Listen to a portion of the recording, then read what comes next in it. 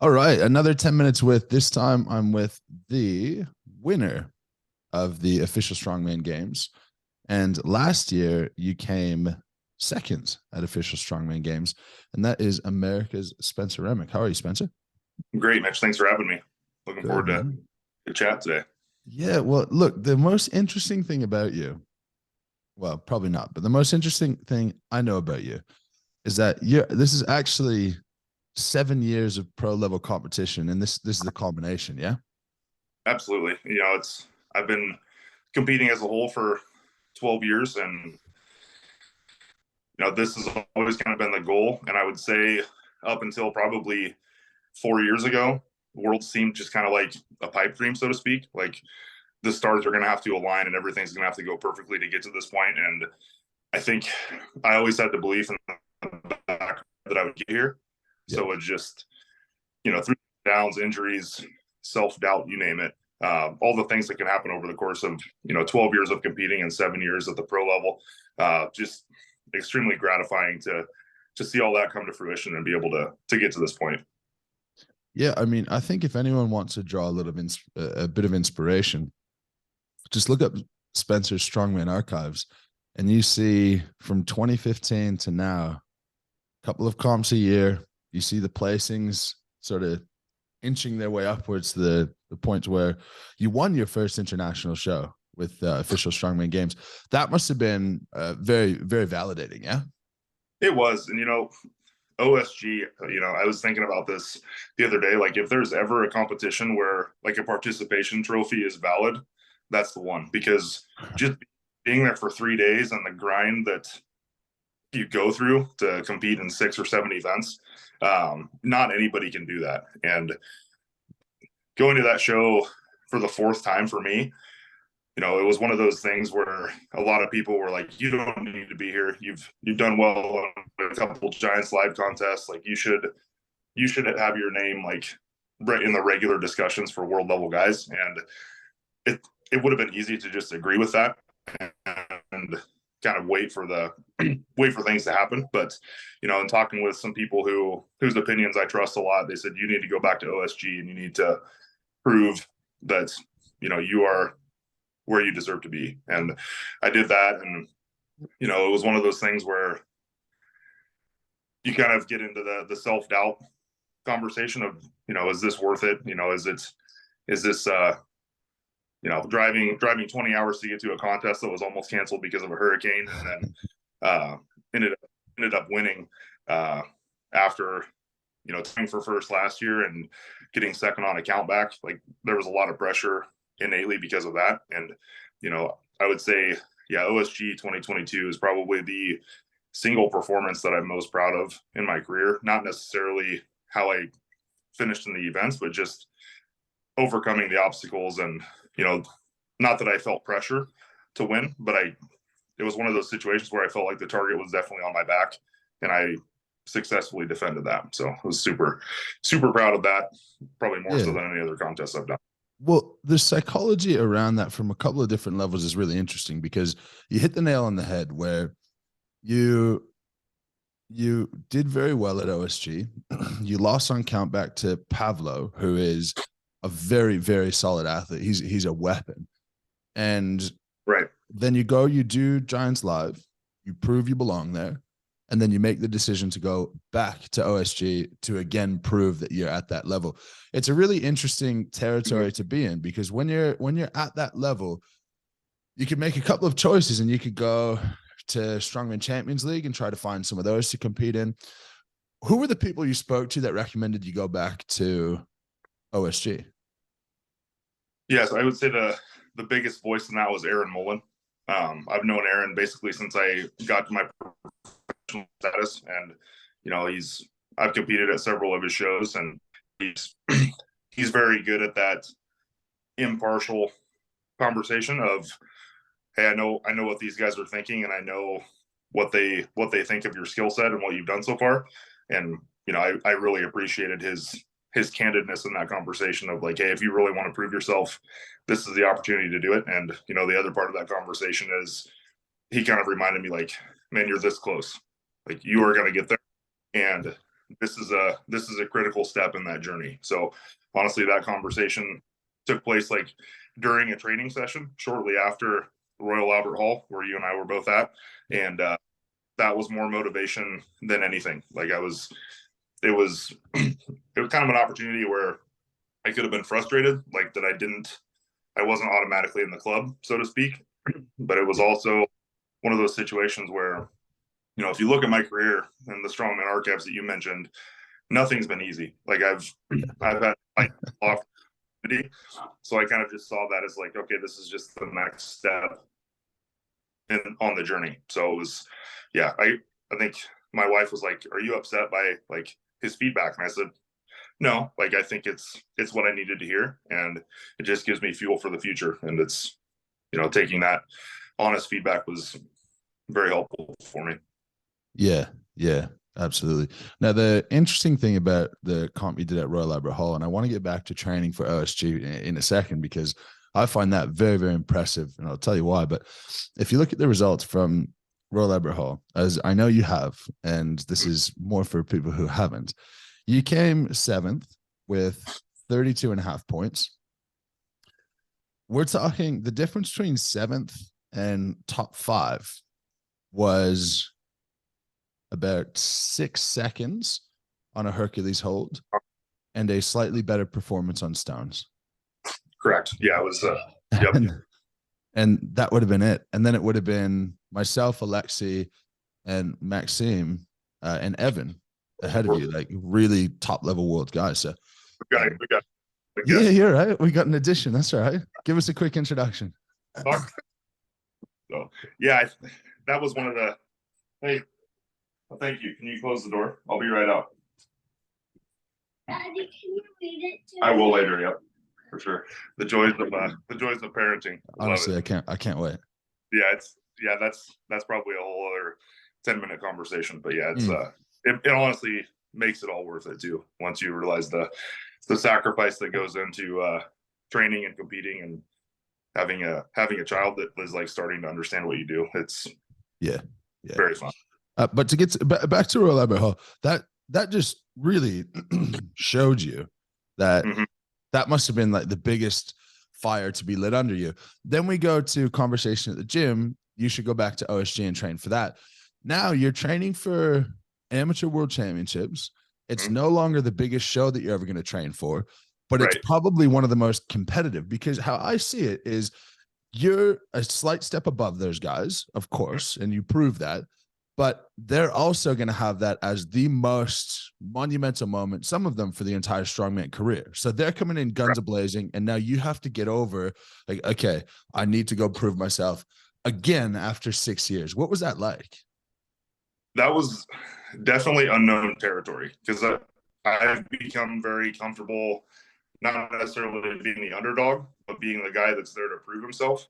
And it's just such a different headspace to have to defend yourself, so to speak. And, for me, it's a balance of like, you need to play to win and avoid playing not to lose. And I think, for people who don't necessarily have an athletic background or compete, like, they would think, okay, those are the same thing. They're 100% not the same thing. Trying not to lose and trying to win are two different things. So, obviously I had the opportunity for a 20-hour trip to Florida with my wife, and she's got a very esteemed athletic background herself, and she's probably my biggest sounding board when it comes to this stuff. And we're on the way, there was multiple conversations of like, this is your contest to win, and if you don't win, you don't win. So you need to treat this like you are there to prove yourself, just like all those other guys are. And I think I went into it with that mentality and left everything out there, and the results spoke for themselves. And it's also a matter of playing within yourself too, not trying to do something you're not capable of. And even in talking with some of my friends who watched the live stream, they said that there were multiple events where they're like, what is Spenser doing? Like, he's taking his time and like being patient, and this other guy's beating him in this event. And those were two critical events that I ended up winning, that resulted in me winning the whole show. The dumbbell press against Yako and the stones against Yako. Like, he was a full rep ahead of me the entire event, and I stayed calm and collected and trusted my abilities and ended up beating him head to head on both those events and ended up winning because of that. Yeah, because you didn't go into the last event in the lead, which is that's the cool part. Right. Right. I'm going to ask you one more question about OSG, and then we're going to move on to Worlds. Sure. Sandbag to shoulder. Mm-hmm. What's the deal with that? Oh man, I think that was more of a mental failure on my part than anything. Sure. I've been training the vertical pick the whole time, and we got there. The sandbags were on like 4 foot by 4 foot mats, and I just couldn't get my footing. And the sandbags were filled much more than mine was.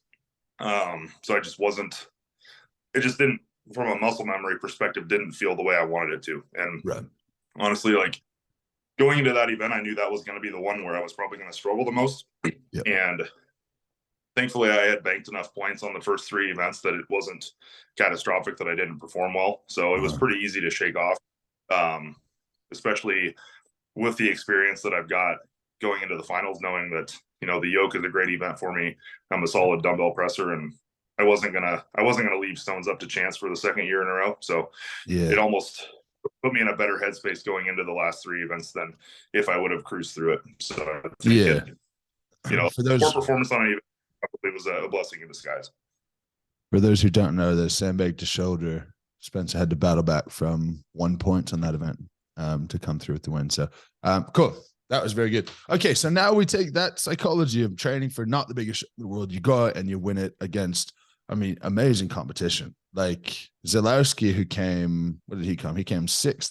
He just won the Amateur Arnold. Obviously, we got Tom Evans in there. We had multiple World's Strongest Man competitors. So phenomenal performance. Now we go to a big step up from anything you've done before. Right. And what are your general expectations of yourself going into Worlds? I think I'm not going to be one of those guys that sits here and tells you I'm going to win my group. I think if I can remain healthy like I am, which I plan on doing, and get into the right group, I think finals is within my grasp. I think that would be the ultimate goal. I think realistically, if I could finish in the top half of the group, I would be happy with that, knowing this is my first Worlds, and a lot of guys at their first Worlds don't necessarily have that level of success.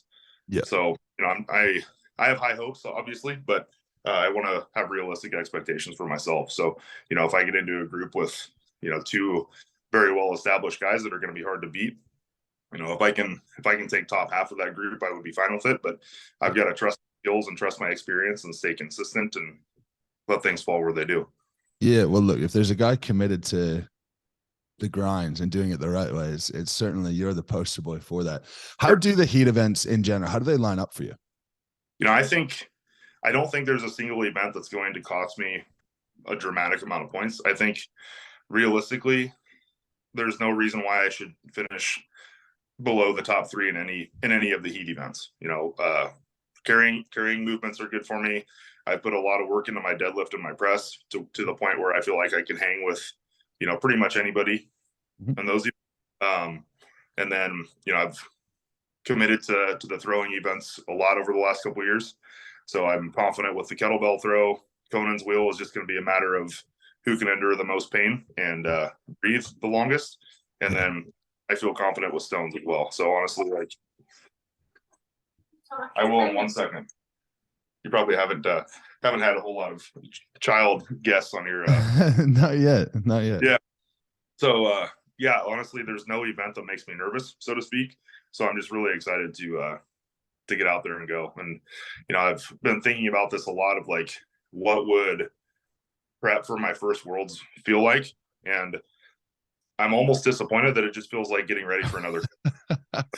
Yeah. Do you know what? That's that I repeat that to so many people. Like once you're out there with the stuff, it's all the same. You even in the moment you sort of lose the crowd at Royal Albert Hall and you snap yourself back into it. But yeah, it's funny that you say that as well. Yeah, because I've always had this feeling of like, when I go to Worlds for the first time, I'm going to feel perfect and like I'm going to be ready beyond a matter of a doubt. And yeah, there's still some days where it's like, man, am I actually training as hard as I should be? And I think we get into that type A personality type conversation where if you feel like you're not ready, it means you're probably ready. And Yeah, that's and what I think a good coach. Who is your coach, by the way? Mike Westerling. So Okay. he's a lot of I high-level think guys. a good coach isn't trying to decipher the point at which you're just not breaking barely, and it's Right. rather you do ask the question to yourself, like, am I working hard enough? Is this enough? Because we have to stay fresh to a level to perform day after day. Okay, what do you think? Because there's a fair amount of people, not avid strongman fans. Avid strongman fans, I know you really well, but people who are sort of casual. What do you think you're going to surprise them with? I think just my overall. I don't want to say well-roundedness because I think that may be a disservice. I think it's just the fact that I'm proficient at pretty much every event, and I mean I'm the type of guy where like my history of strongman is I may go an entire event, an entire contest, and not win an event, but win the whole show. And then when it's time to announce the podium, people in the crowd like didn't even know I was there. So I think it's a matter of like if I have an opportunity to come out and surprise some people and take some points in the first couple events, I think that'll get more people engaged in like my career so far and understanding like I do belong here, and this is where I should be. So well, if you look at it's not in insults to say well-roundedness. I think consistency is definitely one. If you look at your results, there's nothing that you consistently struggle with, and that's why the sandbag to shoulder sticks out so dramatically. There must have been something going on. But as someone who's sitting looking at my Louis Cyr trophy as the only person to ever win without winning an event, I can tell you that that's the way the smart guys do it. That's the way the smart and handsome guys win. That's the rumor I heard. Okay. Obviously the goal is going to be to win World's Strongest Man at some stage. Yeah. Yep, for sure. If you finish a sentence, I will win Strongest Man in what year? I will win World's Strongest Man in 2025, just like everybody else will. Yeah, I think like, we literally have 6 guys who are like, I'm ready to go. But mate, you've got a pretty good history of steady upward trajectory that helps us get there. Cool. All right, last question, and then I'll let you go. More generally speaking, obviously as strongmen, we love to be strong, we love to be big, but what does it mean more generally to you to be strong? Yeah, I think it's being strong means being the exception. I think when you look at society, we've kind of gone away from like, and I'm going to sound like I'm 100 years old, but we've gone away from like the concept of needing physical strength to the point where if you're a big strong guy, you're a novelty. And I think for example, oh, great job. Like I look at my daughter, like what how can I be an example for her of like what a good man and a good leader is? And I think embodying physical strength is like a huge piece of that. And it may seem superficial, but doing the things necessary to be above the norm is a huge statement towards that. As someone who's very excited to be a dad, how do you think being strong makes you a better dad for your daughter?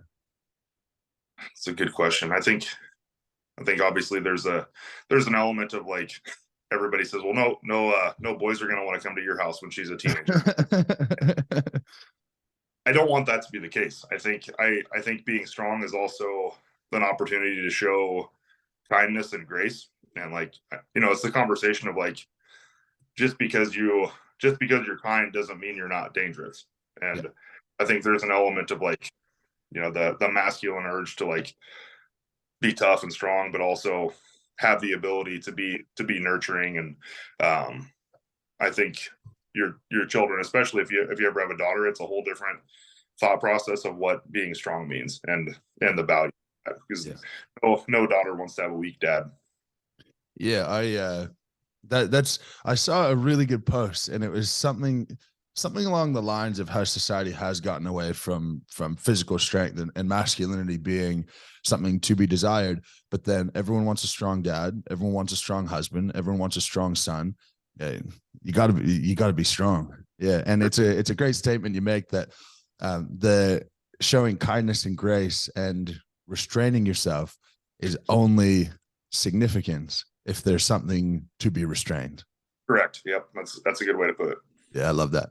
All right, Spenser. Well, very keen to see you at Myrtle Beach. Catch up there. Have a great end to your training cycle. We only got a couple of weeks left. Very exciting. Have safe travels, and we'll catch up out there. Thank you. Sounds good. We'll see you soon. All right, mate. Take care. You too.